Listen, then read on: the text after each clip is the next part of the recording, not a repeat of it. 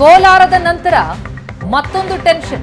ಕಾಂಗ್ರೆಸ್ಗೆ ಚಿಕ್ಕಬಳ್ಳಾಪುರದ ಟೆನ್ಷನ್ ಶುರುವಾಗಿದೆ. ಚಿಕ್ಕಬಳ್ಳಾಪುರ ತನಗೇ ಕೊಡುವಂತೆ ಶಿವಶಂಕರ್ ರೆಡ್ಡಿ ಪಟ್ಟು ಹಿಡಿದಿದ್ದಾರೆ. ನನಗೆ ಟಿಕೆಟ್ ಕೊಡದಿದ್ರೆ ಕಾಂಗ್ರೆಸ್ಗೆ ರಾಜೀನಾಮೆ ಅಂತಿದ್ದಾರೆ. ರಕ್ಷಾರಾಮಯ್ಯಗೆ ಟಿಕೆಟ್ ಕೊಡೋದಕ್ಕೆ ಶಿವಶಂಕರ್ ರೆಡ್ಡಿಯ ವಿರೋಧ ಇದೆ. ಟಿಕೆಟ್ ನೀಡದೆ ಹೋದ್ರೆ ಕಾರ್ಯಕರ್ತರ ಜೊತೆ ಚರ್ಚಿಸಿ ಮುಂದಿನ ತೀರ್ಮಾನ ಅಂತಿದ್ದಾರೆ. ಚಿಕ್ಕಬಳ್ಳಾಪುರಕ್ಕೆ ರಕ್ಷಾರಾಮಯ್ಯ ಕೊಡುಗೆ ಶೂನ್ಯ.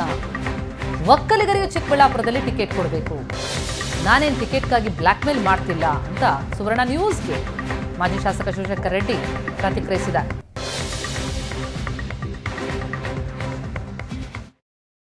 ಚಿಕ್ಕಬಳ್ಳಾಪುರ ಲೋಕಸಭಾ ಕ್ಷೇತ್ರದಲ್ಲಿ ಕಾಂಗ್ರೆಸ್ ಅಭ್ಯರ್ಥಿ ಯಾರಾಗ್ತಾರೆ, ಇದು ಸಹಜವಾಗಿರ್ತಕ್ಕಂಥ ಈ ಪ್ರಶ್ನೆಗೆ ಇನ್ನೂ ಕೂಡ ಉತ್ತರ ಸಿಕ್ಕಿಲ್ಲ. ಹೀಗಿರುವಾಗ ಮಾಜಿ ಸಚಿವರಾಗಿರ್ತಕ್ಕಂಥ ಶಿವಶಂಕರ್ ರೆಡ್ಡಿ ಅವರು ತಮ್ಮದೇ ಆಗಿರ್ತಕ್ಕಂಥ ಪ್ರಯತ್ನಗಳನ್ನು ಮಾಡ್ತಾ ಇದ್ದಾರೆ. ತಮಗೆ ಟಿಕೆಟ್ ಸಿಗಬೇಕು ಅಂತಕ್ಕಂಥ ಆಗ್ರಹವನ್ನು ಮಾಡ್ತಾ ಇದ್ದಾರೆ.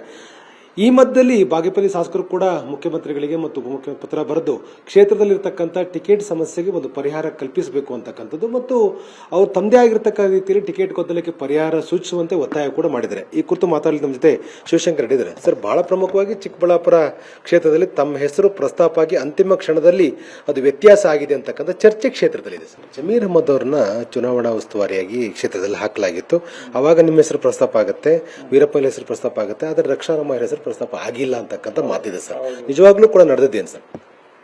ಅವರು ರಕ್ಷಾರಾಮಯ್ಯನವರು ಆಕ್ಚುಲಿ ಅವರೆಲ್ಲ 2-3 ತಿಂಗಳಿಂದ ಬಂದು ಎಲ್ಲಿ ನಮ್ಮ ಕ್ಷೇತ್ರದಲ್ಲಿ ಓಡಾಡ್ತಾ ಇದ್ದಾರೆ. ಅವ್ರದ್ದು ಯಾವುದೇ ಕೊಡುಗೆ ಇಲ್ಲ ನಮ್ಮ ಕ್ಷೇತ್ರದಲ್ಲಿ. ಅವ್ರ ಕಾಂಟ್ರಿಬ್ಯೂಷನ್ ಆಗಲಿ ಪೊಲಿಟಿಕಲ್ ಪಾರ್ಟಿ ಡೆವಲಪ್ಮೆಂಟ್ ಮೇಲೆ ಅವ್ರದ್ದು ಇಲ್ಲ. ಅವ್ರ ವಯಸ್ಸಿದೆ, ಲಾಸ್ಟ್ ಟೈಮ್ ನೀವು MLA ಕಂಟೆಸ್ಟ್ ಮಾಡಿ ಅಂತ ಹೇಳಿದ್ರೆ ಅವ್ರಿಗೂ ಒಪ್ಪಲಿಲ್ಲ. ಸೊ ಹಾಗಾಗಿ ಈಗ ದುಡ್ದಿರೋಂಥವ್ರಿಗೆ, ಪಕ್ಷ ಕಟ್ಟಿರೋಂಥವ್ರಿಗೆ ಇದು ಒಂದು ರೀತಿಯಲ್ಲೋ ಒಂದು ಕಡೆ ನೋವಾಗುತ್ತೆ. ಸೊ ಅದರಿಂದ ಈ ಬಾರಿ ಅವಕಾಶ ಮಾಡಿಕೊಡಿ ಅಂತೇಳಿ ನಾನು ಒತ್ತಾಯ ಮಾಡಿದ್ದೆ. ಒಂದೊಮ್ಮೆ ಕೊಡದೇ ಇದ್ರೆ ಹೈಕಮಾಂಡ್ ಈಗಾಗಲೇ ನಿಮಗೆ ಅವಕಾಶ ಕೊಡದೇ ಇದ್ರೆ ಸರ್, ನಿಮ್ಮ ನಿರ್ಧಾರ ಏನಾಗಿರ್ತದೆ? ನಾನು ಪಕ್ಷಕ್ಕೆ ರಾಜೀನಾಮೆ ಕೊಡ್ತೀನಿ ಅಂತ ಕೂಡ ಹಿಂದೇನು ಹೇಳಿದ್ದೀನಿ. I will stand by that word. ಮುಂದೆ ಏನು ಮಾಡ್ತೀನಿ ಕಾರ್ಯಕರ್ತನ ಕರೆದು ನಾನು ತೀರ್ಮಾನ ಮಾಡ್ತೀನಿ. ಸೊ ಇದೇ ಒಂದು ರೀತಿ ಬ್ಲ್ಯಾಕ್ ಮೇಲ್ ಅನ್ನುವ ರೀತಿ? ಬ್ಲ್ಯಾಕ್ ಮೇಲ್ ಅಲ್ಲ. ಬ್ಲ್ಯಾಕ್ ಮೇಲ್ ಅನ್ನೋದಕ್ಕೆ ಹೊರಗಡೆಯವ್ರು ಬಂದು ಯಾರ್ಯಾರೋ ಕೇಳೋದು ಹಿನ್ನೆಲೆಯಲ್ಲಿ ನಾವು ಪಕ್ಷ ಕಟ್ಟಿರೋದ್ರಿಂದ, ಪಕ್ಷಕ್ಕೆ ನಮ್ಮ ಕೊಡುಗೆ ಜಾಸ್ತಿ ಇರೋದ್ರಿಂದ ಬ್ಲ್ಯಾಕ್ ಮೇಲ್ ಹೆಂಗಾಗುತ್ತೆ? ನಮ್ಮ ಹಕ್ಕು ಇದು. ನಮಗೆ ನೈತಿಕತೆ ಇದೆ. ಕ್ಷೇತ್ರದಲ್ಲಿರೋ ನಾನು ಹೊರಗಡೆಯವ್ರು ಯಾರೋ ಬಂದವರಿಗೆಲ್ಲ ಮಣೆ ಹಾಕ್ತಾ ಹೋದ್ರೆ ಇಲ್ಲಿ ಪಕ್ಷ ಕಟ್ಟೋರಿಗೆ, ಪ್ರಾಮಾಣಿಕರಿಗೆ ಎಲ್ಲಿ ನೆಲೆ ಇದೆ? ಇದನ್ನು ನಾವೆಲ್ಲೋ ಒಂದು ಕಡೆ ಒತ್ತಾಯ ಮಾಡಬೇಕಲ್ವಾ? ಇದು ಸರ್, ನೀವು ಕೆಲ ದಿನಗಳ ಹಿಂದೆ ಬಿಜೆಪಿ ಸೇರ್ತೀರಿ ಅಂತ, ರಾಜೀನಾಮೆ ಕೊಟ್ಟು ಬಿಜೆಪಿ ಸೇರ್ತೀರಿ ಅಂತಕ್ಕಂಥ, ಬಿಜೆಪಿ ಸೇರೋಗೋಸ್ಕರ ಪ್ರಯತ್ನ ಮಾಡಿದ್ರೆ ಅಂತ ಚರ್ಚೆ ಇತ್ತು. ಇತ್ತು.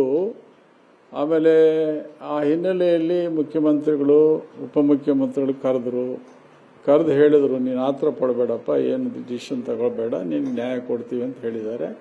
ಅವ್ರ ಮಾತಿಗೆ ಇವತ್ತಿಗೂ ಕೂಡ ನಾನು ನ್ಯಾಯ ಕೊಡ್ತಾರೆ ಅಂತಕ್ಕಂಥ ಆಶಾಭಾವನೆ ಇಟ್ಕೊಂಡಿದ್ದೀನಿ. ಅಂತಿಮವಾಗಿ ಒತ್ತಾಯಪೂರ್ವಕ ಮಾಡಿದ್ದೀವಿ, ಪತ್ರ ಕೊಟ್ಟಿದ್ದೀವಿ.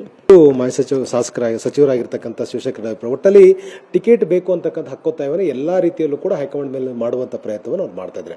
ಕ್ಯಾಮರಾಮನ್ ರವಿಕುಮಾರ್ ಜೊತೆ ಆನಂದ್ ಪಿ ಬೈದರ ಮನೆ, ಏಷ್ಯಾನೆಟ್ ಸುವರ್ಣ ನ್ಯೂಸ್, ಬೆಂಗಳೂರು.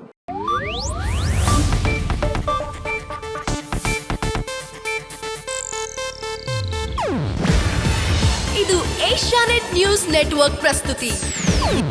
ನೀವು ನೋಡ್ತಿದ್ದೀರಾ ಏಷ್ಯಾನೆಟ್ ಸುವರ್ಣ ನ್ಯೂಸ್.